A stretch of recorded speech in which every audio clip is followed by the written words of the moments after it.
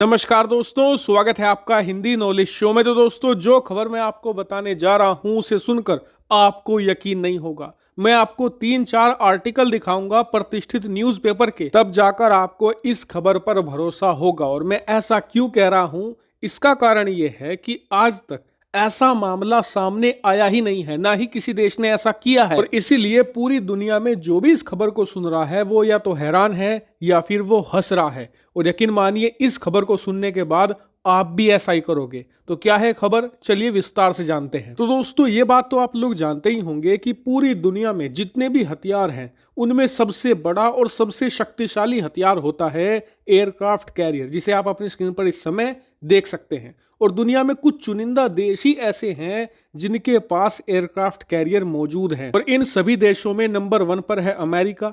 America के पास 1 दर्जन से भी ज्यादा एयरक्राफ्ट कैरियर मौजूद है। और यह बात खुद अमेरिकी सेना कहती है कि हम पूरी दुनिया में सबसे बड़ी सुपर पावर हैं। इसका सबसे बड़ा कारण ही है एयरक्राफ्ट कैरियर। और यह बात बिल्कुल सही है, क्योंकि अमेरिका का एक एयरक्राफ्ट कैरियर एक मिनी सेना की तरह होता है।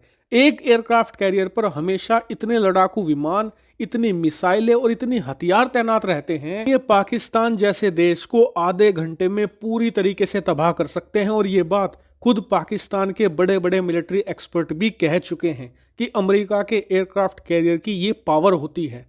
लेकिन अमेरिका की इसी पावर को टक्कर देने के लिए चीन पिछले 20 सालों से तैयारी में जुटा हुआ था, और कुछ हद तक चीन को इसमें सफलता भी मिली है। दरअसल चीन ने भी 2 एयरक्राफ्ट कैरियर तैयार कर लिए हैं और तीसरा ये बनाने में लगे हुए हैं, और चौथे की प्लानिंग ऑलरेडी इनकी चल रही है। यानी कि कहीं ना कहीं चीन को भी पता है कि अगर उसे अगली सुपर पावर बनना है और अमेरिका को असल में टक्कर देना है तो एयरक्राफ्ट कैरियर कितना ज्यादा जरूरी हो सकता है। लेकिन जैसा कि आप जानते ही हैं कि चीन का इतिहास रहा है कि आज तक अपने पूरे इतिहास में इन्होंने कभी भी कोई भी हथियार खुद से तैयार किया ही नहीं है। यहां पर भी यही केस हुआ। इन्होंने जो पहला एयरक्राफ्ट कैरियर तैयार किया, जिसका नाम था लाओनिंग, वो इनका खुद का नहीं था। दरअसल सोवियत यूनियन के टूटने के बाद जो सोवियत यूनियन के हथियार थे वो उन सभी देशों में बंट गए जो सोवियत यूनियन से अलग हुए थे। उन्हीं में से एक था सोवियत यूनियन का एक बहुत ही विशालकाय एयरक्राफ्ट कैरियर जो यूक्रेन के हिस्से में चला गया। लेकिन यूक्रेन के पास इतने पैसे नहीं थे कि इसे दोबारा फिर से रिपेयर करके ऑपरेट कर सके, और ना ही उन्हें इसकी जरूरत थी। तो उन्होंने लोहे के भाव में इसे चीन को बेच दिया 1998 में। 1998 के बाद कई सालों तक ये चीन के जंक यार्ड में खड़ा रहा।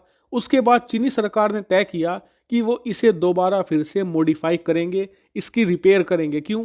क्योंकि चीनी सरकार खुद से अपना एयरक्राफ्ट कैरियर बनाने में नाकाम थी। इसीलिए उन्होंने इस पुराने एयरक्राफ्ट कैरियर को ही रिपेयर और अपग्रेड करना शुरू कर दिया। 2011 में इसका काम कंप्लीट हुआ और 2012 में इसे चीनी नौसेना में शामिल कर लिया गया। और ऐसे चीन को मिला उसका पहला एयरक्राफ्ट कैरियर। और आपको बता दूं, इसके आने के बाद से ही चीनी नौसेना की ताकत इतनी बढ़ गई कि उन्होंने दक्षिणी चीन सागर के सारे देशों को तंग करना शुरू कर दिया। इससे आप अंदाजा लगा सकते हैं कि किसी देश के पास एयरक्राफ्ट कैरियर आने के बाद उसकी ताकत कैसे बढ़ती है। इतना ही नहीं, चीन ने इसी की टेक्नोलॉजी को रेप्लिकेट करते हुए, उसी का इस्तेमाल करते हुए दूसरा एयरक्राफ्ट कैरियर शैंगडोंग का भी निर्माण करना शुरू कर दिया, जो अब से कुछ ही समय पहले चीनी नौसेना में शामिल हुआ है। यानी कि आप समझ सकते हैं कि लाओनिंग चीनी नौसेना का एक तरीके से आधार है। लेकिन आज हम इसकी बात क्यों कर रहे हैं? क्योंकि चीन का पहला एयरक्राफ्ट कैरियर लाओनिंग, जो चीनी नौसेना को बहुत ज्यादा ताकत देता है, वो रूस ने उससे वापस मांग लिया है। और आपको बता दूं कि ना सिर्फ मांग करी गई है, बल्कि रूस के जो दक्षिणपंथी पार्टियां हैं वो इसको लेकर रूस की जो संसद है, जिसे ड्यूमा कहा जाता है, वहां पर बकायदा एक प्रस्ताव भी ला चुकी है। और रेफरेंस के लिए स्क्रीन पर आप आर्टिकल देख सकते हैं। जी हाँ, ये बात बिल्कुल ऑफिशियल और कंफर्म है।